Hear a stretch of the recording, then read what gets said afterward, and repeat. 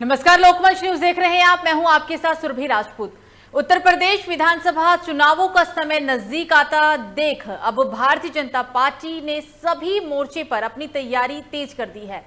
Party अपने संगठन को और मजबूत करने में लगी है। इसी क्रम में भगवा पार्टी ने गुरुवार को लखनऊ में विधानसभा चुनाव की तैयारियों को लेकर पदाधिकारियों के साथ चर्चा की। आपको बता दें, भाजपा सांसद रेखा वर्मा ने समाचार एजेंसी एएनआई से कहा है कि इस बैठक में बूथ स्तर पर पार्टी को मजबूत बनाने की योजना पर चर्चा हुई। हालांकि बताते चले कि चुनाव की तैयारी में कार्यकर्ता पूरे मन से जुटे हुए हैं। इस बैठक में राज्य के पदाधिकारियों के साथ चर्चा हुई और बूथ को मजबूत बनाने के लिए रणनीति भी बनाई गई। हालांकि हम जमीनी स्तर पर काम कर रहे हैं, ये कहना था उनका, और हमारी योजनाएं एवं नीतियां जन जन तक पहुंच रही है। आपको बता दें कि 2017 में विधानसभा चुनाव में भाजपा ने काफी शानदार प्रदर्शन किया था। राज्य में विधानसभा की 400 सीटें हैं और उसे 312 सीटें पर जीत मिली थी, यानी कि भाजपा को 312 सीटों पर जीत मिली थी। इस चुनाव में विपक्ष को काफी नुकसान का सामना करना पड़ा था। समाजवादी पार्टी को केवल 47, बसपा को 19 और कांग्रेस को महज 7 सीटें ही मिल पाई थी। बहुत ही जल्द यूपी में चुनाव होना है। चुनाव से पहले सभी पार्टियों की तैयारी शुरू है। हालांकि 5 सितंबर से ही बीजेपी ने प्रबुद्ध वर्ग सम्मेलन शुरू करने का ऐलान भी किया था। बताया जा रहा है कि 5 सितंबर को प्रदेश के 17 महानगरों में ये सम्मेलन आयोजित किया जाएगा। 6 सितंबर से लेकर 20 सितंबर के बीच प्रदेश के सभी 403 विधानसभा में प्रबुद्ध वर्ग सम्मेलन होता देख कहीं ना कहीं अब तमाम विपक्षी पार्टियों की चिंता भी बढ़ने जा रही है। बहुजन समाजवादी पार्टी के बाद अब बीजेपी प्रबुद्ध सम्मेलन करेगी। यूपी चुनाव के नजदीक आते आते हर कोई प्रबुद्ध वर्ग को लुभाने का लगातार निरंतर प्रयास भी कर रहा है। हालांकि 2015 में जब चुनाव हुए थे, 17 में जब चुनाव हुए थे, तो उस दौरान बीजेपी को 312 सीटें मिली थी, समाजवादी पार्टी को 47 सीटें मिली थी।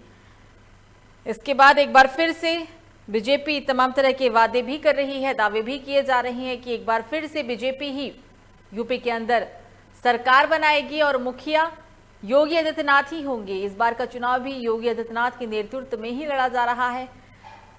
सभी पार्टियों की तैयारी अब युद्ध स्तर पर देखने को मिल रही है। लेकिन सबसे बड़ा सवाल यहां पर यही बनता है कि किसका होगा राज्य तिलक, क्योंकि सभी पार्टी, चाहे वो पक्ष हो या विपक्ष, सभी पार्टी 2022 में सरकार बनाने का दम भर रही है। लेकिन दावे वादे कितने सच साबित होंगे धरातल स्तर पर, ये तो आने वाला समय ही बताएगा। चुनाव से पहले की आप तैयारी देख रही हैं। हालांकि इस बार का चुनाव काफी चुनौतीपूर्ण होने वाला है, क्योंकि विपक्ष के पास ऐसे कई मुद्दे होंगे जिसे लेकर वो मौजूदा सरकार को घेरेगी और मौजूदा सरकार को चुनाव भी लड़ना है, जनता को जवाब भी देना है, जनता के बीच अपनी योजनाओं को भी लेकर जाना है।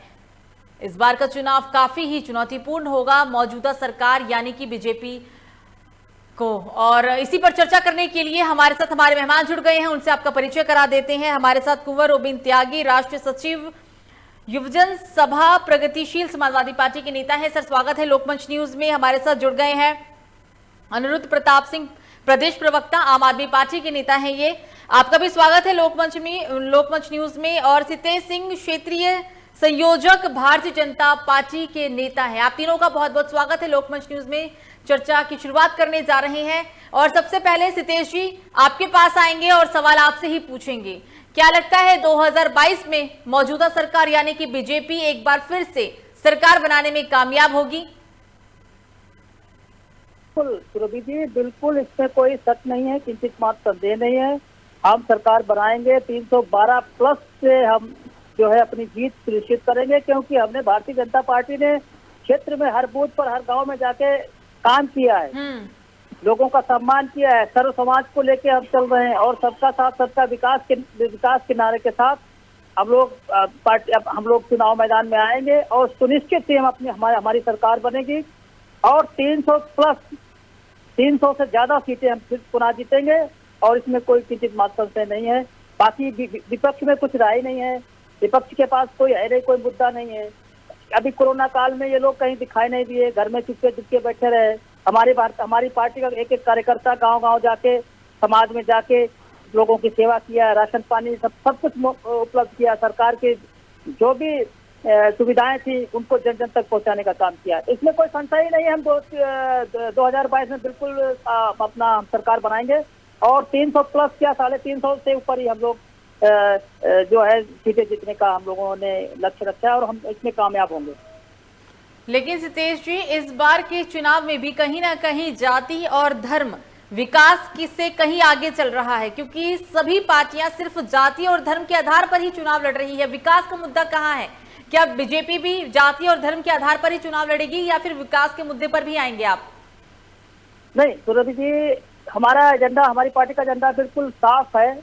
सर्व समाज को लेके चलेंगे हम लोग। सबका साथ सबका विकास, मतलब सभी सर्व समाज के साथ में लेके और विकास के मुख्य एजेंडे पर हम लोग काम कर रहे हैं और काम करते रहेंगे। इसी एजेंडे को लेके हम जनता के बीच जाएंगे और हमें निश्चित ही जो है 350 लगभग हम लोग 400 सीट तक जीतने के लिए हम लोग बिल्कुल, इसमें कोई संशय नहीं, हम जीतेंगे और सरकार बनाएंगे। लेकिन लगातार विपक्ष तो ये भी कह रहा है कि इस बार सरकार के पास, मौजूदा सरकार के पास कोई मुद्दा ही नहीं है। विकास की अगर बात करें तो समाजवादी पार्टी के कार्यकाल के दौरान जब समाजवादी पार्टी की सरकार थी तो उस वक्त काम किसी और ने किया और फीता आप लोगों ने काटा। आरोप तो ये भी लगे हैं। अरे ये तो कहने की बात है सुरभि जी, ऐसा कुछ नहीं है। भारतीय जनता पार्टी ने इस कठिन कोरोना काल को भी अपनी चुनौती लेते हुए और उसमें समाज को सेफ करते हुए पूरा विकास का जो पहिया घुमाया है उसमें कोई हमें शक नहीं है। और हम बिल्कुल, जनता हमारे साथ है और सर्व समाज के साथ हम मिलके और सर्व समाज हमारे साथ है करके 2022 में हम बिल्कुल सरकार बनाएंगे। इसमें कोई संदेह की बात ही नहीं है। सपा नेता भी हमारे साथ हैं, उनसे भी एक बारी राय लेने की कोशिश करेंगे, क्योंकि जिस तरीके से आप बोल रहे हैं कि यूपी के अंदर मौजूदा सरकार फिर से यानी कि चुनाव एक बार फिर से जीतेगी, तो आप क्या, कुंवर जी, आपको क्या लगता है कि जिस तरीके से बीजेपी नेता ने अभी भी कहा है कि हम इस बार भी 350 से भी ज्यादा सीटें लेकर आएंगे, वास्तविक में कुछ ऐसा ही होने वाला है क्या सर? कुंवर जी, आपको मेरी आवाज आ रही है? शायद किसी तकनीकी समस्या के कारण उन तक आवाज नहीं पहुंच पा रही। अनिरुद्ध जी, आपने सवाल सुना, जवाब आपसे यही सवाल भी आपसे यही रहेगा, जवाब जानना चाहेंगे। क्या लगता है आपको इस बार भी मौजूदा सरकार? जी, सबसे पहले तो लोकमंच के सारे साथियों को बहुत बहुत धन्यवाद इस बहुत अच्छे मुद्दे पर डिबेट रखने के लिए। क्या है कि कोरोना की बात मेरे साथी ने छेड़ी, तो मैं बताना चाहूंगा कि भारतीय जनता पार्टी जो 350 प्लस का या 400 प्लस का जो दावा कर रही है, उन्होंने एक बात तो सिद्ध कर दी, चाहे कोरोना काल हो, चाहे लाखों लोगों की मृत्यु हो, आपदा में अवसर, इस शब्द का सबसे सही उपयोग कोई जानता है तो वो जानते हैं मुख्यमंत्री अजय विष्ट जी। मैं आपको बताऊंगा कैसे कि अब चाहे चिकित्सीय उपकरणों की खरीद हो, चाहे वेंटिलेटर वगैरह खरीदना हो और चाहे ऑक्सीजन की व्यवस्था हो, इन्होंने एक नए रूप से इतना बड़ा भ्रष्टाचार किया है और जिसका आज एक और खुलासा माननीय सांसद संजय सिंह जी ने प्रेस कॉन्फ्रेंस करके करा, जिसमें उन्होंने बताया कि जब आम आदमी पार्टी ने इस पूरे भ्रष्टाचार के खिलाफ शिकायत लगाई तो लोकायुक्त ने आज जवाब मांगा है।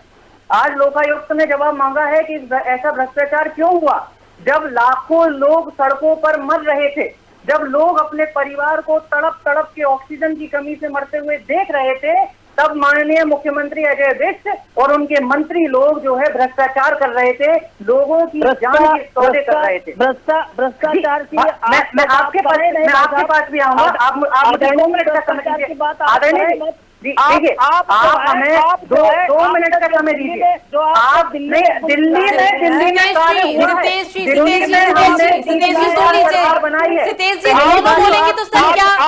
में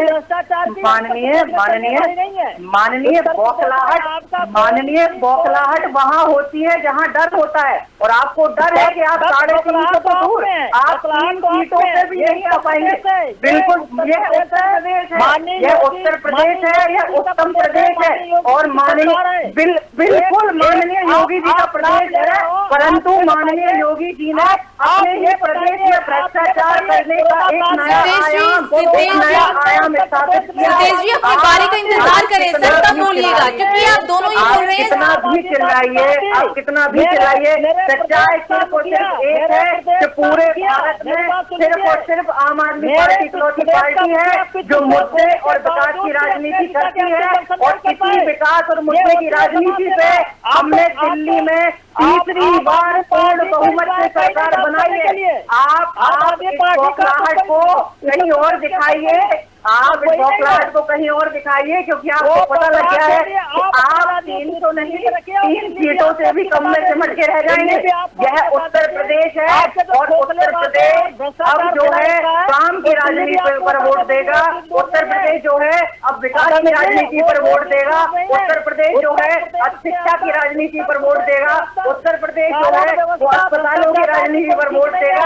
उत्तर प्रदेश इस बार अपने चौतरफा विकास के ऊपर वोट देगा और आम आदमी पार्टी को वोट देगा। अनुरूप जी, लेकिन आम आदमी पार्टी तो सिर्फ फ्री बिजली पाने की बात करती है, शिक्षा, महिलाओं के लिए तमाम सुविधाएं, वो बातें कहाँ आती हैं? अभी आपने बहुत सारे मुद्दों को गिना दिया, लेकिन जब चुनाव की बात आती है तो फिर ये सारे मुद्दे नहीं होते सर। जी, चुनाव की बात आती है तब ये मुद्दे इसलिए नहीं होते हैं क्योंकि माननीय इतने कई सालों से उत्तर प्रदेश को सिर्फ और सिर्फ धर्म और आडंबर की राजनीति में फंसाया गया है। आप बौखलाहट में नहीं आइए, आप हमें उत्तर देने दीजिए। चुनाव आने वाला है और चुनाव ये बताने वाला है कि भारतीय जनता पार्टी सिर्फ और सिर्फ 3 सीटों से कम में सिमटने वाली है। हमारी बातों से सिर्फ और सिर्फ विकास झलकता है, हमारी बातों से सिर्फ और सिर्फ गरीब महिलाओं को मुफ्त यात्राएं झलकती हैं, हमारी बातों से माँ बाप को निःशुल्क यात्राएं झलकती हैं। आप आदित्यनाथ जी ने समाज में क्या काम किया है? उन्होंने समाज को जिस दौराहे पर लाके खड़ा कर दिया है, उस दौराहे पर भ्रष्टाचार उनका सामना कर रहा है। और इस बार योगी आदित्यनाथ जी तैयार रहे, क्योंकि भ्रष्टाचार की एक लंबी फहरिस्त जो है माननीय सांसद संजय सिंह जी ने भाजपा और अनिरुद्ध जी आप कह रहे हैं कि योगी आदित्यनाथ को जनता जवाब देगी, लेकिन उसी योगी आदित्यनाथ की लोकप्रियता पूरे यूपी में है। अनिरुद्ध जी, आप योगी आदित्यनाथ की बात कर रहे हैं, लेकिन उनकी लोकप्रियता, उनके कामों को जो लोग पसंद करते हैं, आप इस बात से भी इनकार कैसे कर सकते हैं?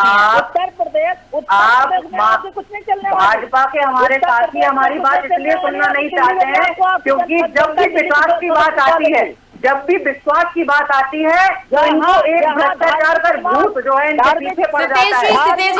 सितेश जी सुन भी लीजिए सर, अपनी बारी में बोलिए। हमारी बात भी तो सुनिए, क्योंकि अपनी बारी में बोलिएगा सर, अपनी बारी आने का इंतजार करें तब बोलिएगा। कि अगर हमने मुद्दों की बात रख दी तो आपका जो आपस में लड़ाने वाला मुद्दा है वो छूट जाएगा। इस बात का डर है आपको। आप हमारी बात को पूरा सुनिए, आप अपनी बात को पूरा करें, उसके बाद जवाब मांग लेंगे इनसे। बोलिए। जी, भाजपा के मित्र से मैं ये बताना चाहूंगा और सभी के साथ मैं ये बताना चाहूंगा कि आम आदमी पार्टी वह पार्टी है जिसकी प्राथमिकता जनता है। जनता को ध्यान में रखते हुए ही हमने सारी नीतियां बनाई हैं। और रहा उत्तर प्रदेश का सवाल, तो उत्तर प्रदेश में आप विश्वास मानिए कि 403 सीटों पर माननीय सांसद जी के नेतृत्व में, माननीय अरविंद केजरीवाल जी के नेतृत्व में हम लोग मुद्दे की राजनीति और विकास के मुद्दे को लेकर जो है हर जगह जाएंगे, जिसमें हमारा सबसे पहला होगा कि शिक्षा और स्वास्थ्य, जिस पर सबका समान अधिकार होना चाहिए, वो सबको मिले। आज मैं आपको एक छोटी सी बात बताना चाहता हूँ कि जो मैं बुंदेलखंड से आता हूँ, मेरे बुंदेलखंड में आप विश्वास मानिए मेरा बुंदेलखंड प्यासा है और इस प्यासे बुंदेलखंड के नाम पर एक योजना चलाई जाती है जल शक्ति मिशन, और उस जल शक्ति मिशन का पैसा भी माननीय मंत्री महेंद्र सिंह जी खा जाते हैं। अब बताइए, जो इंसान लोगों की प्यास का, जो इंसान लोगों का पानी का पैसा भ्रष्टाचार में खा सकता है, वो कैसी सरकार बनाएंगे और उनके लोगों में क्या लोगों के लिए नीतियां रहेंगी? इनका सिर्फ और सिर्फ एक नीति है कि आपस में लड़ाओ और अपनी सत्ता की रोटी सेको। इनका सिर्फ और सिर्फ ये एजेंडा है। सिर्फ और सिर्फ इकलौती पार्टी आम आदमी पार्टी है जो विकास, विश्वास और आम आदमी के जो है बढ़ाव पे ध्यान देती है, उसकी वृद्धि पे ध्यान देती है। जी सतीश जी, अब आप बोलिए। सुरभि जी, अभी तक ये प्रदेश में आम आदमी पार्टी के हमारे भाई साहब जो बता रहे हैं आदरणीय जी, ये अभी तक कहाँ थे? ये चुनाव आया नहीं, मेंढक की तरह फुदकने लगे आप। आप मुद्दे नए नए अपने दिल्ली में देखिए आपने कितना भ्रष्टाचार किया है।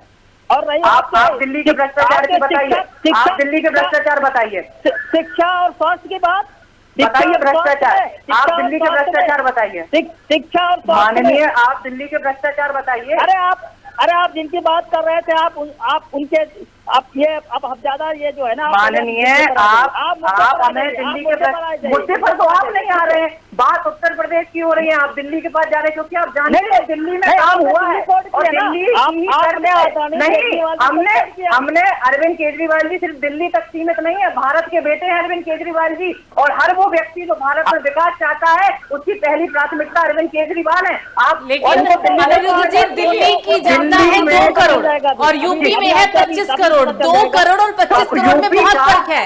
जी आपने कहा कि 3 बार हमने सरकार बनाई, बिल्कुल बनाई, लेकिन आप 2 करोड़ और 25 करोड़ को कैसे दोनों अंकों को आ सकते हैं साथ में? बिल्कुल यूपी का रिप्रेजेंटेशन है 403 और दिल्ली का रिप्रेजेंटेशन है 70। तो जब हम 70 लोगों में 2 करोड़ लोगों को अच्छी सुविधाएं दे सकते हैं, हम 70,000 करोड़ के बजट से 2 करोड़ लोगों को उनकी सारी सुविधाएं, उनकी मूलभूत सुविधाएं मुफ्त में दे सकते हैं, तो उत्तर प्रदेश की 403 सीटों पे जो उनका रिप्रेजेंटेटिव है और जो उत्तर प्रदेश का 5 लाख करोड़ का बजट है, उस बजट के साथ हम उत्तर प्रदेश की हर पंक्ति में खड़े हुए प्रथम से लेके आखिरी व्यक्ति, लेकिन चुनाव से पहले कहा गया मैनिफेस्टो में ये सारी बातें कहाँ है सर? इससे पहले कहाँ थे भाई साहब आप? हम लोग आज से नहीं, हम लोग शुरुआत से ही जनता की लड़ाई लड़ते रहे हैं, चाहे राम मंदिर का भ्रष्टाचार उजागर करना हो, चाहे जल मिशन में घोटाला उजागर करना हो, चाहे वेंटिलेटर की खरीदों में घोटाला उजागर करना हो,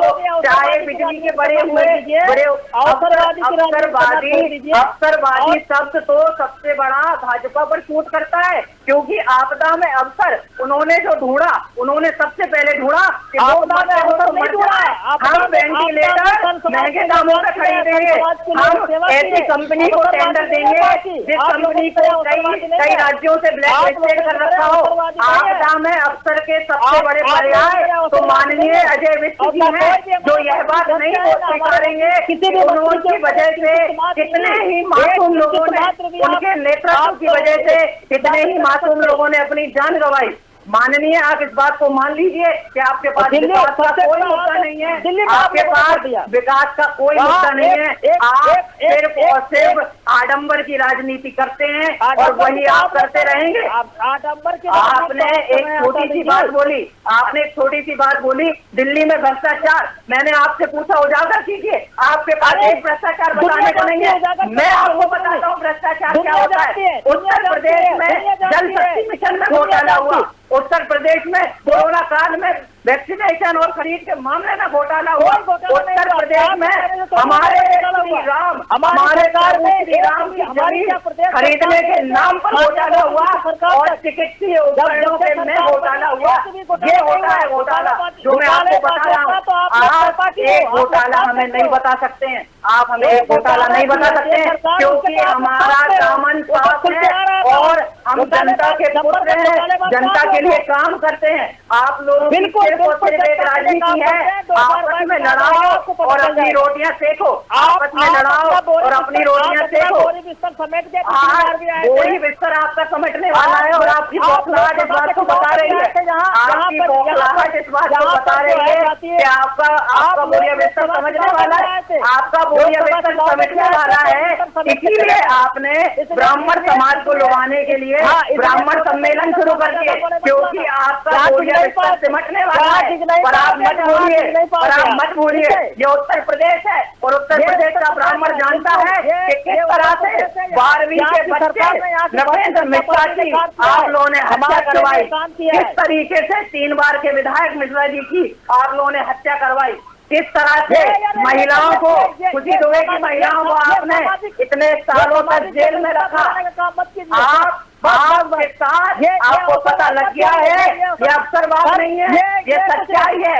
आपका बोरिया बिस्तर बंद चुका है, इसीलिए आप जगह जगह जो है ब्राह्मण समाज को लुभाने में लगे हुए हैं। पर ब्राह्मण समाज, हमारा प्रबुद्ध समाज, हमारा प्रबुद्ध व्यक्ति सारा आम आदमी पार्टी के साथ ही है और प्रबुद्ध हर समाज को यहाँ।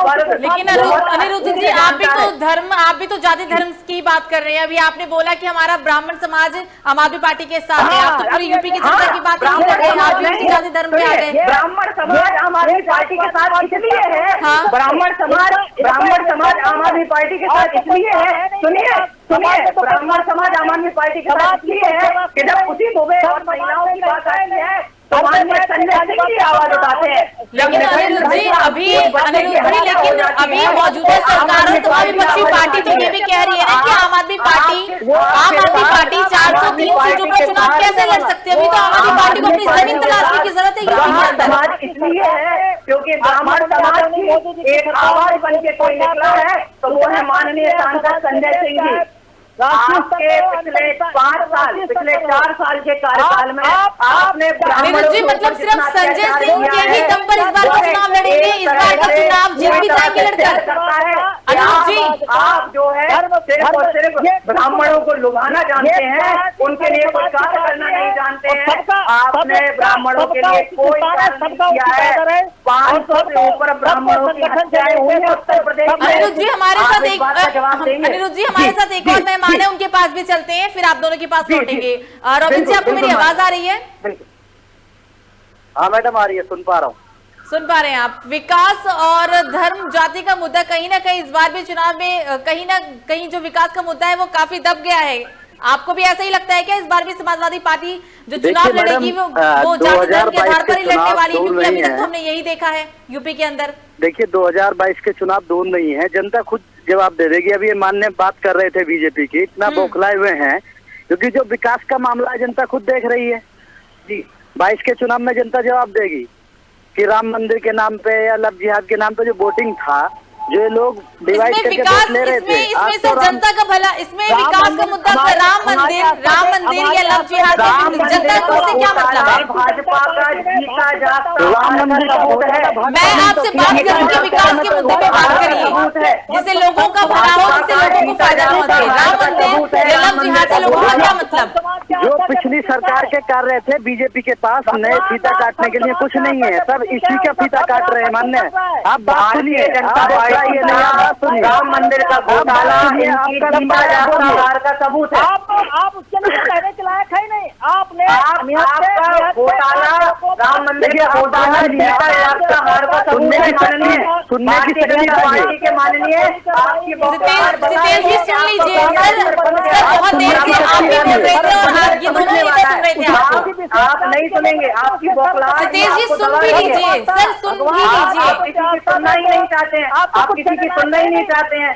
आप भ्रष्टाचार कीजिए और किसी की सुनिए मत। आप भ्रष्टाचार कीजिए, फिर उसके बाद राम जी को ले आइए। आप भ्रष्टाचार कीजिए, फिर राम जी को ले आइए। आप चिकित्सा मामले का भ्रष्टाचार कीजिए, फिर राम जी को ले आइए। माननीय सुनने की शक्ति को डालिए, सुनिए। आपने राम जी के ऊपर भी सुन लीजिए। रॉबिन जी बोलिए, आप भ्रष्टाचार किया।